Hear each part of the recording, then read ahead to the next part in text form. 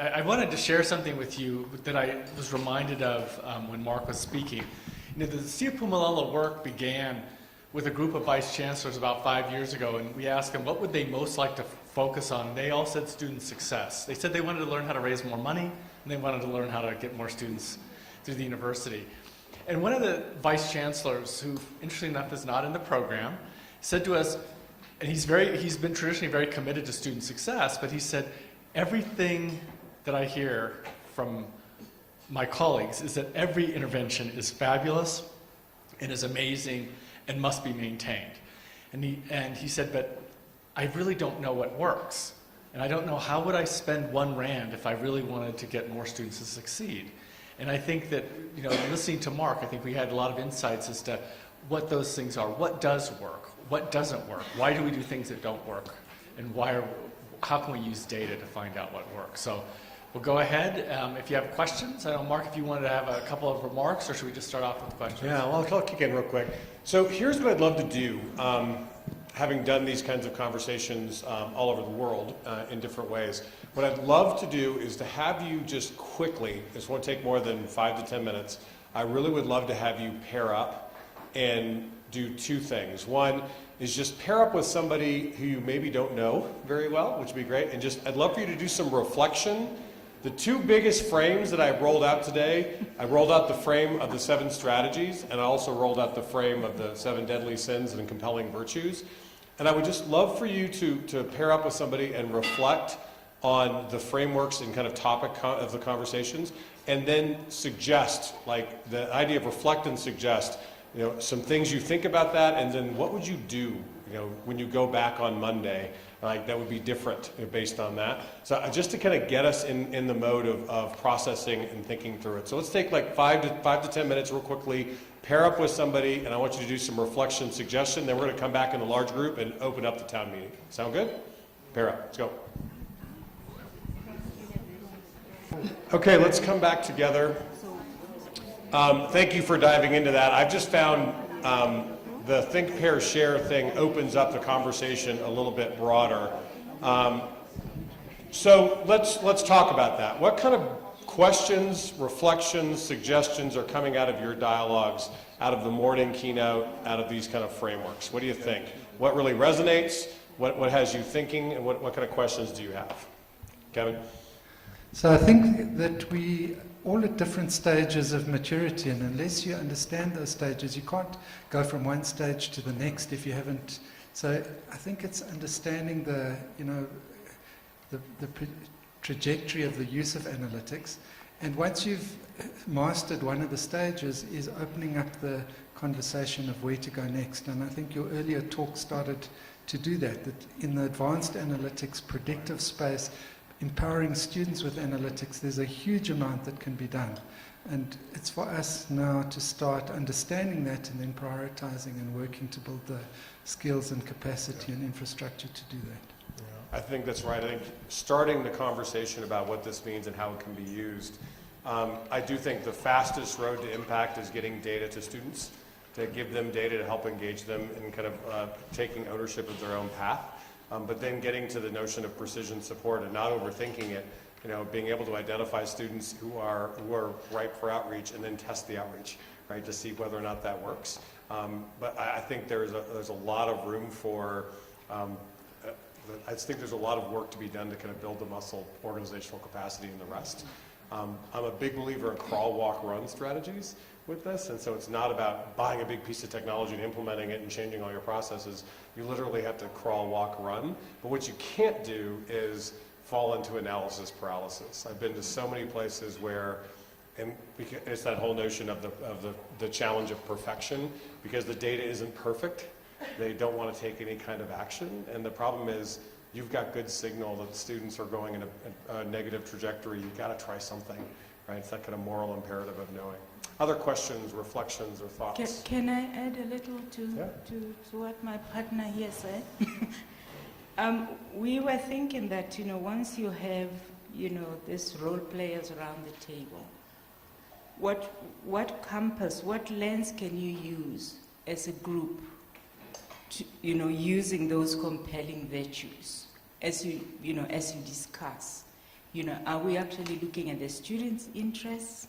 Because there are people who say, okay, this is a flagship program, and they don't really want to say, there's a sense of wonder in this. Yeah, they don't want to analyze it. Yeah, they don't want to analyze it. They believe you are critiquing too much. This is just a flagship, let's move on.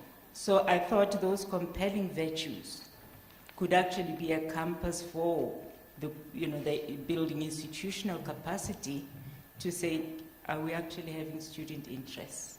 I think that's right. Yeah, I think it's right. I think part of this work, you remember the data impact matrix where we talked about the different cells, is trying to move the organization to that upper right-hand quadrant where and the first step in that is turning on your own lights, and that's courage to say, I'm going to learn what's working and what's not, and then from there begin to challenge some of my assumptions. I got to tell you, one of the biggest assumptions that has blown people away from this work has been the assumptions they had about high-achieving students.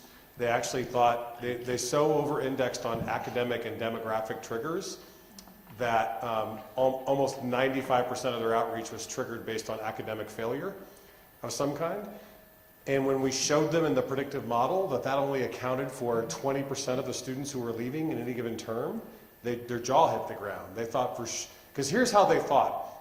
We have these academic triggers, and when students hit these failure triggers, we launch some kind of outreach, and especially we double down on it if there's an academic failure and a demographic category, because that's how we've typically done this. And then they would say, well, these triggers, these students tend to be students who have academic problems, and 90% of these students are leaving. They say, well, then our model is 90% correct. Anybody know stats? That's not correct. I mean, if you actually want to look at the signal of the students who left in the last year, you actually find that those academic triggers, we're seeing between 20 and 30% of the students, are identified by those academic triggers. The rest of the students are more complex. It tends to be psychosocial, life and logistics, and pattern behaviors. And it's helping somebody see a student who has a, I know the 4.0 scale doesn't always translate, but has a 3.8 GPA. They were successful last semester. They're on track in their program, but their persistence prediction is through the floor. In fact, the prediction says they're going to leave. And somebody will look at those data and say, the prediction's wrong. There's no way this can be right. And we'll come back a year later and we'll show them that student is no longer with them. And it happened because the behavioral data of what that student was doing, they stopped showing up in the LMS, they stopped engaging and different kinds of resources on the campus, and other behavioral signals were the signals that triggered the predictive model. Does that make sense? But it means we have to think differently because we're so used to the simple triggers we've been using. The second thing that we're totally focused on is risk as opposed to opportunity, and the idea of kind of figuring out how you do this as a culture of optimization. Because what we find is often high-achieving students who are at risk, who need a little bit of just a little nudge to keep them successful. It's called elasticity, which means that it's easier to do outreach and get them on a better path. And a little bit of success with them gets them successful, which actually brings you more resources to be able to help the more struggling students. So you end up with a cross-subsidy that actually helps everything in the organization, which is a different way of thinking. Other thoughts or comments? Good? Thank you. I finally get the chance to ask the question I wanted to ask when you were presenting this morning. My question is about what you called course combination alerts, which I think relates to the selection of modules or subjects for a particular program. Mm-hmm. I wanted to say that there are two important considerations when that is done. There is what I would call a conceptual or an academic consideration, and there would be what seems to be important in a project like this, the outcomes or the success consideration. You would make a particular combination of subjects or courses because you want students to succeed. Yes. And on the other hand, you could have a particular combination of subjects or modules because there's a conceptual reason behind that. You want students, for instance, to take maths and physics because they are doing engineering. They have to pass maths and physics. But if the software that you're using to analyze data tells you that perhaps they shouldn't do maths, they should do something else, you would then opt for the easier option. I'm not sure whether this is a question or just a general observation. What I'm saying is we need to strike a balance between the two, between the conceptual factors, academic factors, and the need to improve success.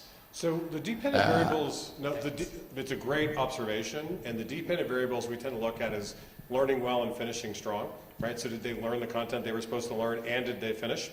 And the notion of toxic course combinations and synergistic course combinations, like these things in combination really work. By the way, they're not the same for every student. There are some students that you can load up. You can, for example, in the U.S., there's this big trend called 15 to finish, which means give them at least 15 credit hours, which is 5 courses or 5 modules in the same semester, and that keeps them on track to be successful. Turns out when you look at the data, 15 to finish works really well for some students. It is a tragedy for other students. There are other students who are taking care of 2 kids and a sick mom and they have to work, and so doing 15 to finish wipes them out. And so you actually find out that taking 12 modules and 6 over the summer is a better pattern for them. And so it's understanding for whom it works, right? So for a certain kind of student, that pattern of modules might be the right pattern. You can load them up and get them rolling. For others, it's go slow to go fast. That student might need to get some rhythm underneath them when they come in. They might come from a weaker primary, secondary system. So when they come into university, going a little slower to make sure they can get their bearings before they start actually helps them. So there's that. The second thing is the realization that the combination of learning outcomes and persistence in graduation, I think our academics have to do a couple things. One, they need to be willing to tell the student ahead of time how important that module is. So one of the reactions to that course data might be to nudge the student and say, for example, we have accounting students where we find the module that is the most predictive for them turns out to be writing, and the accounting students have no interest in the writing. They think it's a blow-off course. But then we show them the data that says students who don't do well in this writing course, and they pass it, but they don't do well. It turns out that wipes them out later on. Let's at least tell them that, right? Let's at least tell that beginning student that you might not think it, but boy, this writing module is incredibly important, and students who get a C in this module succeed at 50% less rate than other students. So I would encourage you not to take it at 7:30 a.m. on Monday, Wednesday, and Friday. I'd encourage you to take it at a time you're going to take it seriously, and at least tell them that. Or you might redesign that module and make it one where a C isn't passing, right? Or maybe it's like a different kind of learning outcome coming out of it. It's going to go with it. The other thing is we've had people who've said, our writing module is actually fine. Our problem is in our STEM programs or our business programs, students aren't doing enough writing across the curriculum to reinforce it. So when they take that writing module in the first term, they don't have to write again until they get 2 years in. And that lack of reinforcement, they've kind of forgotten it. And they suddenly are left to the wolves later on because they haven't reinforced the module. Does that make sense? So it's not that there's a correlation causation here. It's this a signal that is telling the academics to say, let's process this, right? And figure out, it might be nudging the student, it might be redesigning the course, it might be rethinking the curriculum, resequencing the courses. There's a whole series of things you can do. But that goes back to this earlier conversation Kevin was talking about, which is building the muscle around having these conversations. It's being willing at your institution to say, here's what the data are telling us, and can we have a conversation around that without people freaking out, right? Figuring out what they're going to do. Okay, right, we'll go there and there. So in our context, the examples you've given, you talk about nudges and so forth. In our context, the cost of higher education is a massive issue. Directly related to that is, you saw in the Pretoria Wits example, how financing and financial support. My sense from your presentation is, we have to understand in context, but the kind of support the students need to keep going is not necessarily always the financial. Am I being naive here? No, it's exactly right. It's sometimes financial, it's sometimes mindset. Because We have a number of students, first-generation students in the U.S. who the financial data actually say they should be okay, but they're still struggling. Because I mean, the variable that tends to be more predictive is a derivative variable around finance. It's called the affordability gap. And the affordability gap is the delta between the tuition they owe and the financial support they have. Right? That derivative tends to be much more predictive. And there are some students who still have a real challenge with that, and they tend to be students who have mindset challenges, which means they still don't know, even though they scored well, primary and secondary, they're still not sure they belong in the university level, because no one in their world has gone on to university. And they tend to suffer from what's called the imposter syndrome. They feel like, you know, someone's going to figure out I don't belong here sooner or later and kick me out. And what we found is the smallest mindset intervention up front that says people like you have been successful. By the way, here's a video of somebody like you with a message for you about how to be successful. Hugely impactful. And then just continuing mindset nudging coming from faculty, coming from advisors, can really help them succeed. So sometimes it is financial, sometimes it's psychosocial, sometimes it's life and logistics, sometimes it's childcare, sometimes it's can they get to campus, right? Is their car breaking down? Sometimes it's they're homeless, right? And so figuring those things out and realizing, again, I shared the example this morning where I've had just real wars with IR people who are sure it's always academic and that everything else is an excuse. And I'm like, you have not talked to a student, right? Could kind of understand that, but you get how that unpacks. But that means being willing to look at the data more broadly. Our problem is we measure what's convenient to collect. And because we measure what's convenient to collect, we draw correlations between what's convenient to collect. And we use that to create causes, which has led to a bunch of demographic and financial conversations as opposed to some of the broader. And that's where we as a community of practice need to challenge some of that, which is very similar, by the way, when you read Epic Measures, it's very similar to that, when they started looking at very different kinds of things that drive the outcomes. Okay, we were discussing the fact that we can tick all the deadly sins, but anyway. There are some issues. So a university executive might say data-driven decision-making, but the data literacy isn't great in the universities. They tend to rely on like 300 Excel spreadsheets coming to them, which they're unable actually to interpret, which is why we're looking at the Bayesian modeling and the Tableau, where you at least get a visualization of some of the data instead of 300 spreadsheets. And we don't really have the capacity in the country for data analytics. Data scientists, we are not producing great numbers. So that's one big issue, the whole data literacy issue. The other thing is, you said convenient, I said lazy. We collect certain data for the government. And so that tends to be the data we have. And we don't look beyond that to what other data do we need. So it is normally academic data. But even now, I'm busy doing something for a Department of Higher Education and Training grant. They have not even asked us about student income. They've asked us for the minutest demographic about gender and race, but nothing about the funding the students have. And you'll see again, it's something we put into our Bayesian modeling is the funding. Because we realize it's food, it's books, it's transport, it's accommodation, all of which is impacted by this.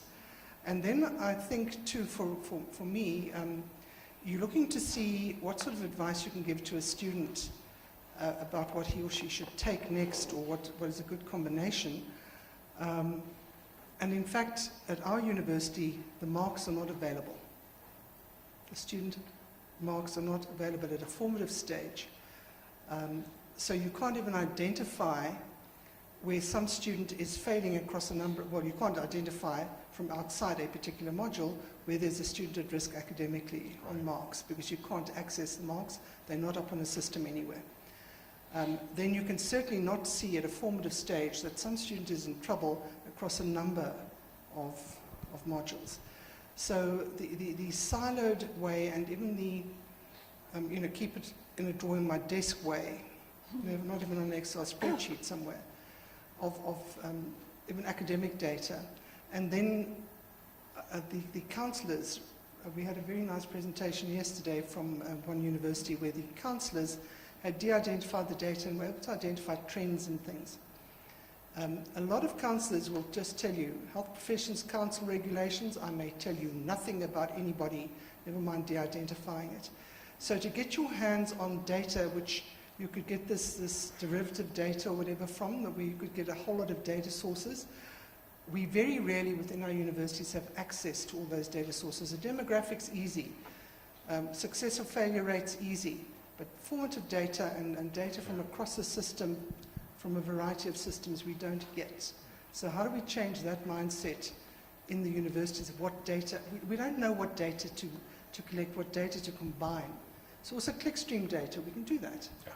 But clickstream data without demographic data, without academic marks data, is clickstream data. Yes, that tends to be noisy. You're not alone in that challenge. A couple things in your comments. One is, I can't overstate the importance of the combination of data science and design thinking. We invented Civitas Learning because we don't think it scales to say that every university is going to have a data science team. So I mean, one of the things we wanted to do was to create an infrastructure where we could actually have data science talent that would work as scaffold with the data teams at the institutions and be able to drive that kind of conversation up in a different way. But I think that that design thinking piece of this is an important process. I often use the expression the 4 rights. And the 4 rights is you want to build the right infrastructure to get the right data to the right people in the right way. Let me say that again. Build the right infrastructure to get the right data to the right people in the right way. Statisticians are really good about building infrastructure. They do all this horrible, messy work of cleaning and staging and preparing data, which in the presentation, even just after me, I was like, I wanted to stand up and clap when they talked about how hard it is to actually do the data engineering to stage the data. It is. It is heroic work to get the data in the shape it needs to get into. And data don't get better till you use it, right? So the more you use it, it's amazing how much better it actually gets. But that data infrastructure work to find the right data and understand which of these data elements really matter, that's statistician work. But to get it to the right people in the right way, that's artistry, right? And that means you've got to test. Like, what is the right way to bring faculty the data? What's the right way to bring advisors the data? What's the right way to bring it to students that's actually going to help? So I'll give you an example. We have, Bill, we're just talking about the notion of early warning systems. So a lot of people thought that early warning systems with risk triggers would be the best things in the world, and if every institution just had early warning systems, beautiful things would happen. Turns out that's not the case at all. Because what happened was, one, they were using the wrong triggers, and they were using imprecise academically fueled triggers that weren't identifying all the students who were likely to leave. But second, they started sending messages to students that basically the outreach the students got was, oh, by the way, our systems notice you've missed 3 times and your marks are this low. And they would send these early warning triggers to students that felt like a slap in the face. And what happened is a student who already felt like they were kind of failing got a message from the institution that said, oh, by the way, we noticed you're failing. And it ended up causing a spiral. And what they didn't do is they didn't test the message, right? So part of the things that we've seen is the way you bring data to students really matter. So if a student is in a challenge, it's one, you want to use the right identifier to understand what the challenge is. But 2, you want to test the message. Because what you saw, for example, with the high-achieving students, or 3.0 to 4.0 students who are significantly low persistence scores, we didn't send them a message that said, oh, by the way, your persistence score is really low. We think you're going to fail. Why don't you call us? Right? That probably would not go over well. The message that went to them was, we're proud of you. That literally was a subject line. We're proud of you, right? And you're succeeding at this institution. Congratulations, but boy, we know university is hard. These are the kind of challenges our students are facing. Childcare, financial issues, transportation issues. If any of these things are happening to you, please reach out to us. We'd be glad to help you with that. Congratulations on your continued success. And it came from a person the student had actually met with before, not from a team or not from an office. That message, it was the 3rd iteration of testing, because what they found out was a generalized subject line didn't get opened as much, and if it came from a team, it didn't get opened as much. So they tested the messaging to figure out what would get it open and what got them to actually reach out. And the thing I love about it is they tried and test. And that's that notion of the design thinking of figuring out to go the right way. Now, to your last question about how do we get them to help you get the data, Part of that is actually helping them see how this can be useful. One, many folks at the institution don't trust that you're going to use the data for operational kind of analytic excellence. They actually think it's going to be for blame, and they think they're going to get beat up, because most of the data work right now has been accountability analytics.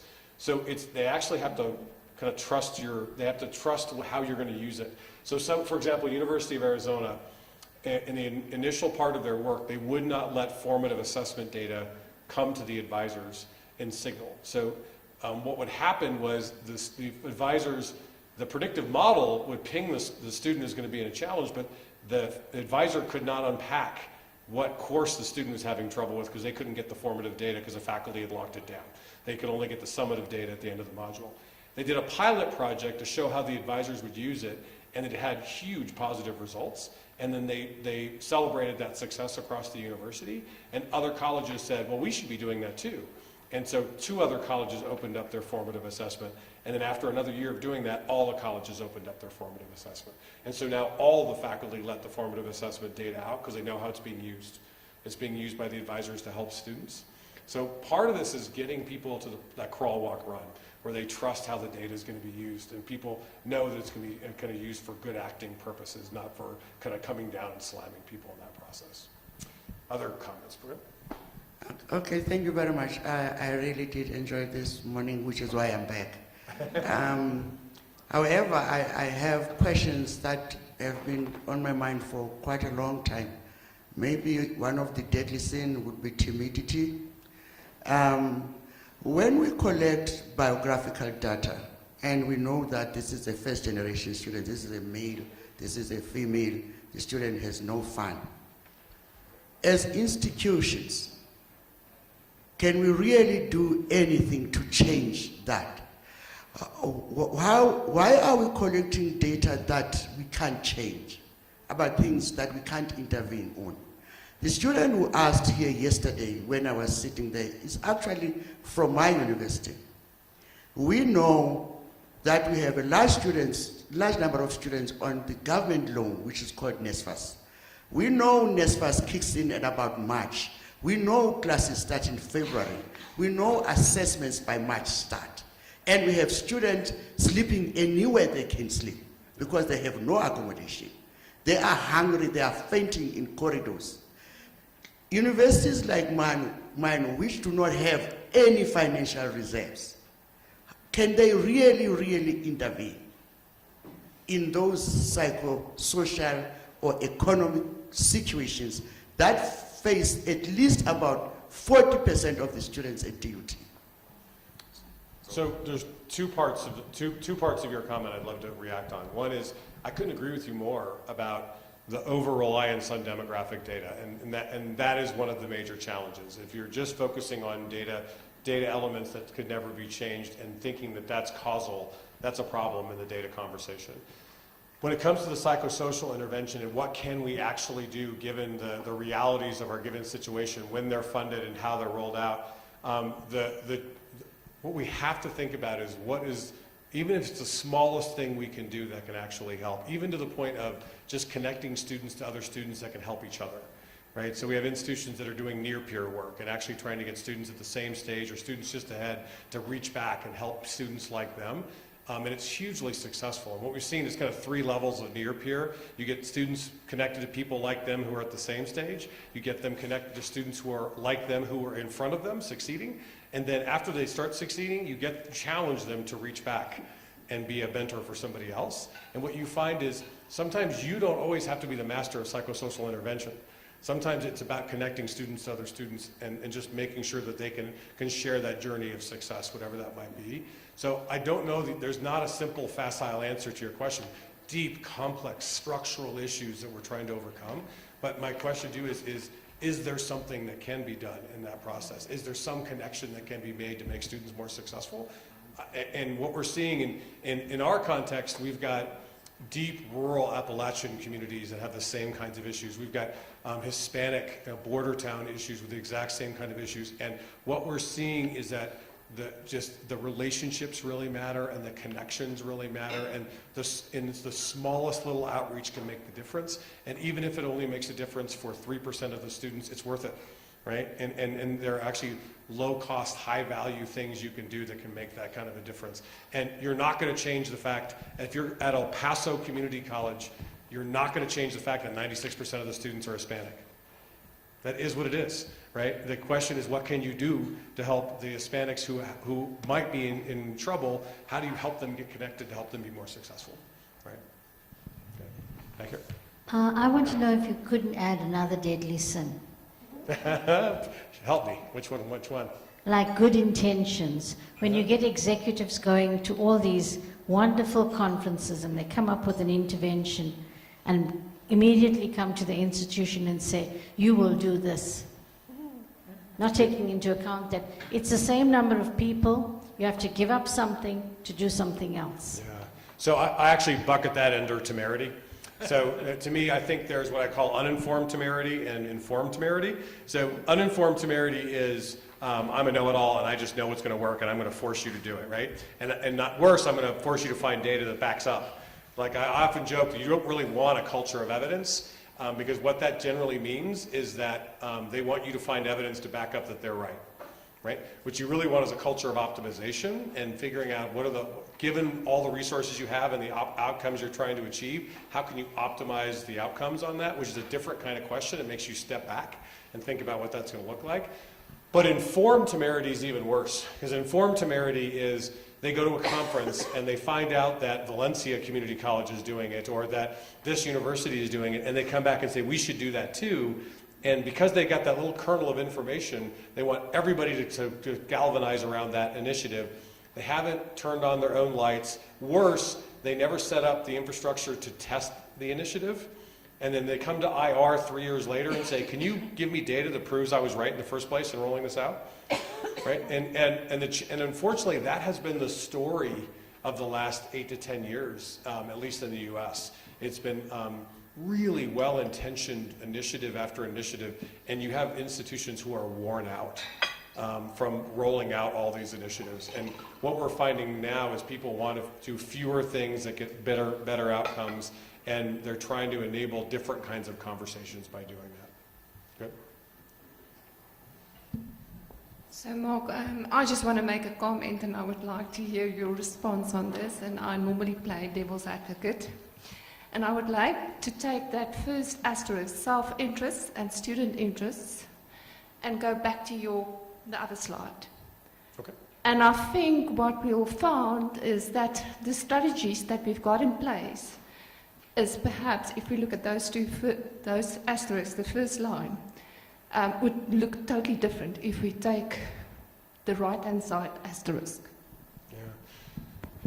So what I've seen, totally take that to heart, and I think the challenge, if I walk you through the perspective of the right side, right, and how we're doing this, I think turning on your own lights is to what end, right? Are you turning on your own lights to help your interest, or are you turning on your lights to help your students, right? And then the try and test mindset is the idea of what is working for our students and in what way, and then what infrastructure is going to help me do that. And of course, design thinking is all about the students in that process and their willingness to get that out. And then you get into the conversations. And am I willing to talk about the conversations with students and the complex ethical conversations? And by the way, I think 3 big ethical conversations we have to deal with around data is one, once we do this work well and you start turning on the lights and seeing what's working and what's not, there's a moral imperative of knowing, right? As you get more, it's very similar to healthcare. If I do an advanced set of diagnostics and I find out that you're likely to die of cancer, I now as a health professional have an obligation to have a conversation with you about the trajectory you're on, right? To help you see if you can change that trajectory in some way. The second one is, as I really think we in the world of education need to, in a deep way, adopt the do no harm philosophy. And the do no harm philosophy matters because every other big data play in every other industry, they make the money off of big data based on commoditizing the data, right? That's not going to work in education. It can't. It's dangerous. And so we've got to, that data has to be used to the end of helping the student and helping the institution help the student. And that's a policy conversation if you're going to do that, which is worth having that larger conversation. And then it's really the deeper conversation is what we're doing working? right? And are we willing to challenge ourselves? And that's a tough one, because that's against our identity of our professionalism, right? If you think about it in the healthcare world, if somebody dies in my hospital and I was the primary care physician, guess what I got to go in front of? I have to go in front of a board and explain everything about what happened with that patient. Imagine if we had to do that with students who left, right? It's just a different kind of accountability, and I'm not saying we're going to go through that process, but it means being willing to have that kind of larger conversation. And then I bring that, I bring this conversation around leadership. I think the art of leadership in the age of analytics is totally anchored. The leaders I have seen who are great at this are totally focused on students.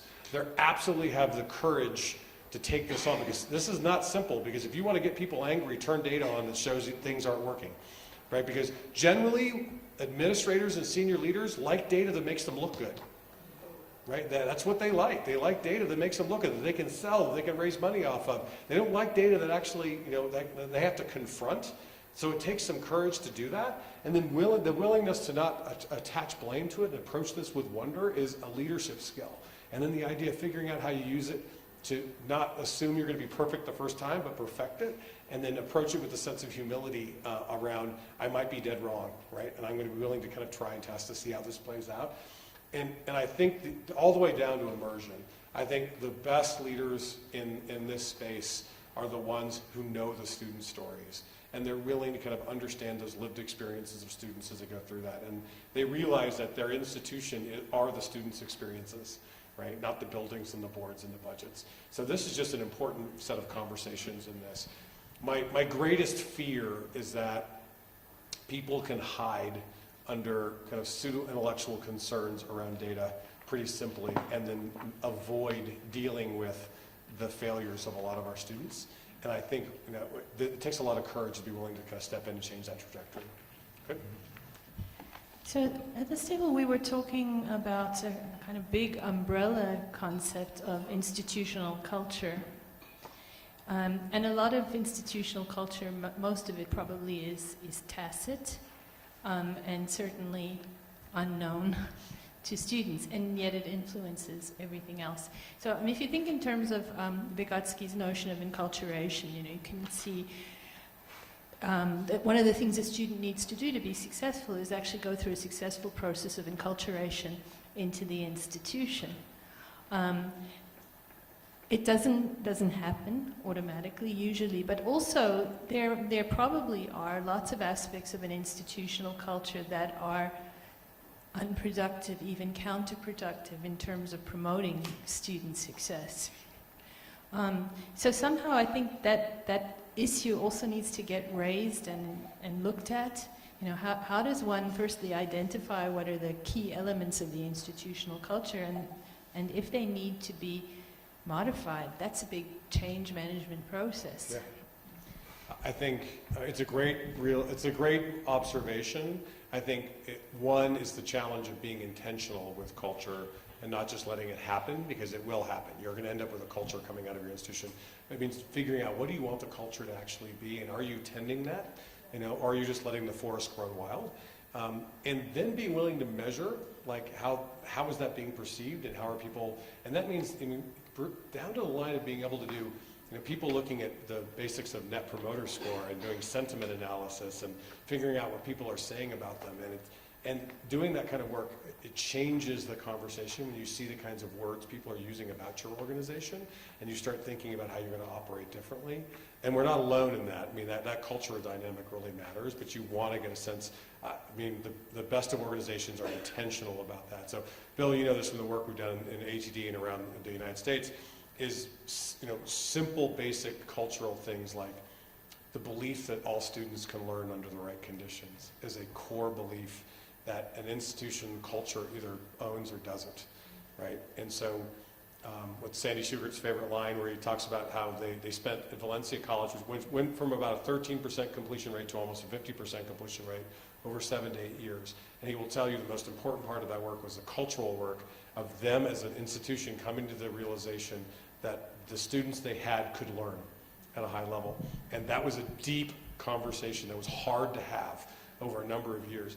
And they still tell this. There's this one seminal story where big faculty meeting where a faculty member stood up and just finally broke, and he said, this is ridiculous. He's like, I've been teaching languages at this institution for 25 years, and he's a German instructor, and he's like, I teach German, and within the first 3 days, I can tell you whether or not a student's going to be able to learn German. And one of the other faculty members stood up and said, how lucky for that student, they weren't born in Germany. But it was a moment culturally that everybody at Valencia can tell that story. Right, where that core realization that yes, the Hispanic students we have, the African American students we have, the broad students we have that are different than the students we had 20 years ago, they can learn and they can be successful. We just have to figure out the conditions to help them be successful. And they literally, tripled their completion rate in that process. But a lot of it was cultural.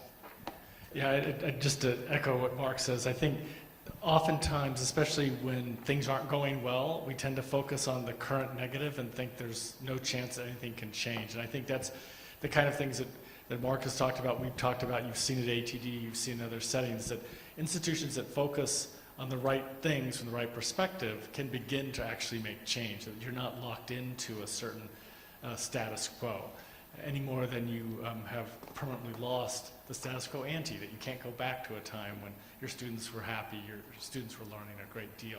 They may be different students than they were before, but it's still possible to make that happen. Yep. Okay. Other questions or comments? So I kind of just wanted to build on the culture question, but in the sense of what else might be missing and what might have to be dealt with differently. So I noticed that you, from a teaching and learning perspective, include the data analytics you get from the online learning component. But obviously there's the face-to-face component in many of our courses. Now, what I'm particularly, I can understand that it's as difficult as the counselling and those other things. How do you capture that in some way? But let's not worry about the capturing. I worry more about if we go with a model like this to our academics, we can get them to feel that they don't actually have to do anything to change, because we can do all these other things and we can show data that shows what impact it is, and they can stay the same. So I don't know if you've got any examples of how this gets introduced into a system so that in fact people see it as one part of a holistic. That's why I was saying it does connect with the culture. It's a great conversation, and I want to go back to, let's see if I can pull up the example of the one dashboard from the faculty one. The Inspire for Faculty project in particular has been interesting because it has to do with the way faculty want data. And the faculty ended up, we created an app for them. Again, this is, right infrastructure, get the right data, the right people in the right way. And we work with faculty, what do you want to see? And you're right, there's some data they're not going to get in this app, right? So we're not going to be able to record in this app the eye contact that tells me, wow, something's wrong with you right now, and I'm seeing that in your body language, right? You're not going to be able to pull that in.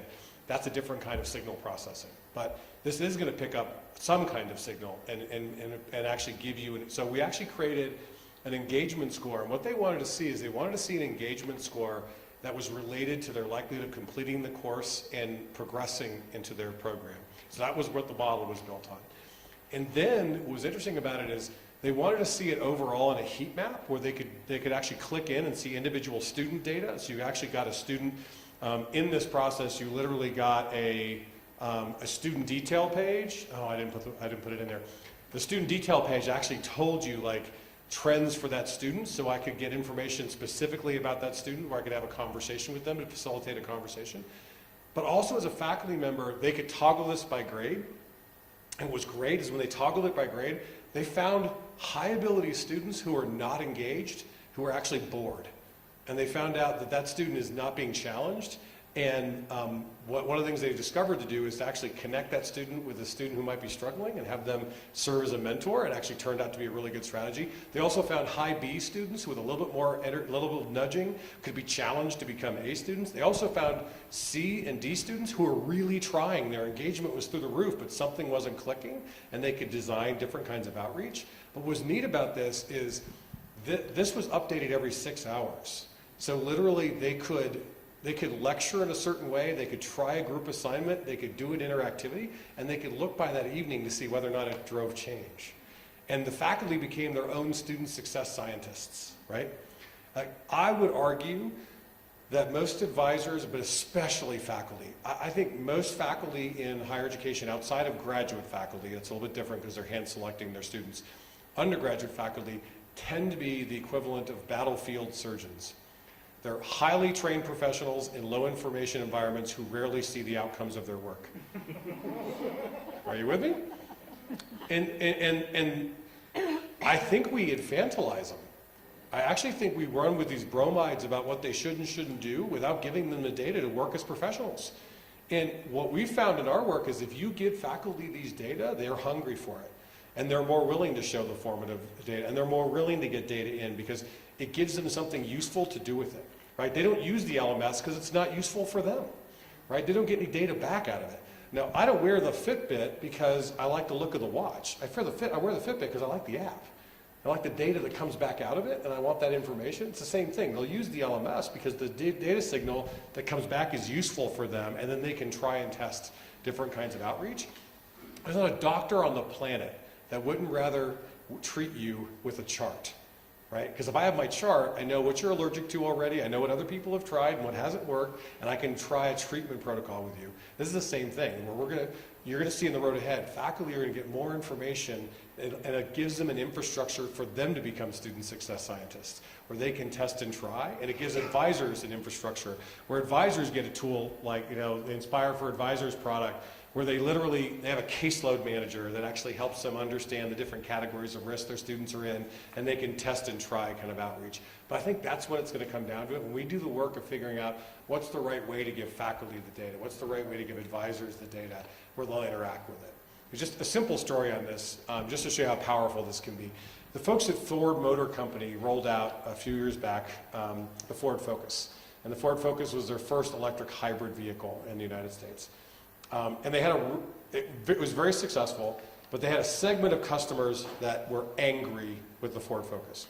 And it was because they bought it thinking they were going to get a certain kind of gas mileage out of the Ford Focus. And when they analyzed it, what they found out is the people who were driving this car had never had any experience with an electric hybrid. And little things like, if they were basically, the long story short, is they were driving the car wrong, right? And things like, when they turned the car on, it didn't make any sound, and it freaked them out. And so they would just keep pushing the pedal until the combustion part came on. When they stopped at a stoplight, the engine would shut down, basically, and it goes into electric mode, and they would freak out and push the combustion pedal and get that going. And so the engineers, when they're analyzing the data, figured out, wow, the real reason these people are mad is they're not getting gas mileage. The reason they're not getting the gas mileage is they're driving the car wrong. And I kid you not, they literally sent out the top 10 things you're doing wrong list to the customers. How'd that go over? Yeah, not really well. So that was a disaster. I mean, it literally was a customer disaster. And so they started working with a company called IDEO. Many of you know IDEO. It's a design thinking firm out of the Bay Area. And IDEO worked with them to rethink how they would do the outreach. And now if you buy the Ford Focus, on the right hand of the dashboard is this beautiful plant with leaves and flowers. And it's called Eco Leaves, and it's an app. And it gives you the whole gamification. If you drive the car the right way, the plant begins to grow, and the leaves fill out, and the flowers bloom. If you drive the car the wrong way, the flower begins to die. And as you're driving down the road, the leaves start flying off the vine. Daddy, you're killing the car! And it's all right there. This completely solved the problem because people had a way to interact with the data where they actually were able to gamify the data, that it actually gave them something to fix the problem. Yeah, but it's the idea of bringing data to some way in a way that people in a way that's useful, that lets them work their art. I think the most important thing for us is to realize the value of aggregated marginal gains. Small moves on the front lines have huge impact for our students. Okay. Let's take one more question, and then I want to wrap up with something and let you guys get off to some other sessions. Mark, I'd like to ask you a question. It sort of goes against everything you've been saying, which of course is that each campus is different. It has to sort of find its own path, has to test things. But you mentioned some things that people assume would be very effective and haven't proven to be necessarily as effective. Like early warning apps don't always work out, especially if they're not categorized the right way, or characterized the right way. Is there anything that has surprised you as being particularly effective in certain settings that you wouldn't have predicted, that just in your work, and it doesn't necessarily have to be applicable everywhere, but that you've just been surprised by? So I wasn't able to dive deep into this, but we in the last year rolled out a module called Impact. And how Impact works is because for every institution we work with, we have a student level prediction of their likelihood of persistence and graduation. We can do what's called prediction-based propensity score matching for any impact assessment we do, which is the equivalent of a random control trial. It's basically we're matching students. So if you have a student group that got a treatment, like the orientation, or they got something, you can then find a like group of students who basically have the same likelihood of persisting and are the most likely to get that treatment. And so you can do comparable matching on 2 levels. It's a technique that our folks borrowed from healthcare and pulled in for treatment analysis. But what's been great about this is we've been able to show lift of things like modular developmental education initiatives, or tutoring centers, or writing support. And because of that, we're starting to get all kinds of impact data on the kinds of things that work. I think if I'm going to categorize the group of things we've learned is, one, the radical over-indexing on academics and the realization that there are other indicators that are probably more important. Second, the power of mindset. The mindset work has been, we've got faculty mindset programs where they're sending, for example, we have groups of faculty that are sending timed mindset messages throughout the term, where at the beginning of the term they send a mindset message that's just a little nudge. It says, students in my class who start strong tend to do incredibly well. Here's the kind of things they do. In the middle of the term, they send a mindset message that says, I know these are the dog days of the term. Dig in, it's worth it. If there's anything I can do to help you, please reach out. Near the end of the term, they say, students who start studying now for the finals are the ones that tend to knock it out of the park. Here's the things you need to do to prepare for it. But it's all these simple mindset kind of preparatory messages. What was interesting is they thought that the academic support messages would be more impactful. The mindset messages have been 2 to 3 times more impactful, where that mindset regime had a 12% bump in course completion and a significant bump in overall course persistence. So I think we're learning how much the psychosocial matters, and we're finding out what are the small ways. Secondly is I think people are overthinking, and they're thinking that they have to hire 40 more advisors, install comprehensive software systems to do CRM, whatever it might be. But actually, it's really important to identify groups who are ripe for outreach and then doing simple outreach. I think we overthink our outreach sometimes. I think there are smaller things we can do to help groups of students, and I think that's been surprising. We've seen that kind of work happen across the board. And then I think the last thing is how powerful it is to get students involved in this process. Getting students their own data and having them develop a sense of agency. We have seen significant promise in the idea of getting data right in the hands of students and having them be a part of this larger process. And again, I think we infantilize students. I think the idea of challenging them to kind of step up and help guide this process is a healthy thing for them. And I'm a big believer in the notion of scaffolds, right? In the beginning, they might need a scaffold, but I like the metaphor of a scaffold because a scaffold goes away. Right? So over time, you want to figure out how that scaffold goes away and a student is kind of driving their own agency in that regard. So those are some of the biggest things we've seen. And the last thing I'll say is different kinds of software and strategy. It comes down to how you implement it. And the way you actually drive that matters in a big way. Assuming that it works there is going to work here is totally a false assumption, because the way it's implemented might change the entire outcome. Right, so that fidelity, we've talked a lot about fidelity in program adoption is a big deal because it means something different at different institutions, how people adapt it. Okay. Folks, I know this is not easy work, but let me tell you what, there are few things I am more encouraged by than I am by the potential of using analytics in the right way to drive innovation. And here is my greatest wish with this. My greatest wish with all this data analytics work is that it goes away. You know what I mean by that? What I mean by is, it was really fascinating to me when we were all waxing poetic about the internet and all the things that were going on. I used to joke that you realize that kids think of the internet like a toaster, and they do not understand why we're so wowed by it. You know, we're having conferences about the internet. To them, it's like having a conference on the refrigerator. They don't get it. It's just a thing that they have, right? I'm hoping that the analytics infrastructure becomes just that. It becomes something that everybody just has. And I think if analytics are done in the right way, analytics are not what people are talking about anymore. What they're talking about is what is the outreach strategy that's working with these students? What's the teaching and learning strategy that's actually getting the best learning gains for these students? What is the curriculum structure that's driving the best outcomes? What are the transfer relationships between institutions that are working the best? Are you with me on this? So the idea that the analytics just becomes an infrastructure that helps us understand what's working and for whom and in what way, and it just becomes a tool that we're using, and to me, that is when we all know we're winning with this. And the great thing about it is I think it is entering us into, and I don't think I'm being hyperbolic about it, I'm totally serious, I think it will help us enter a golden age of learning. And the golden age of learning is an age where we have more tools and information at our resources to understand what's working for which students in what way, so we can work the art of teaching and learning and help more students succeed. I'm deeply encouraged by this, because right now some students succeed in higher education. I'm looking forward to the day when most students succeed in higher education, and that's what's going to be pretty exciting about this work. Thanks, folks.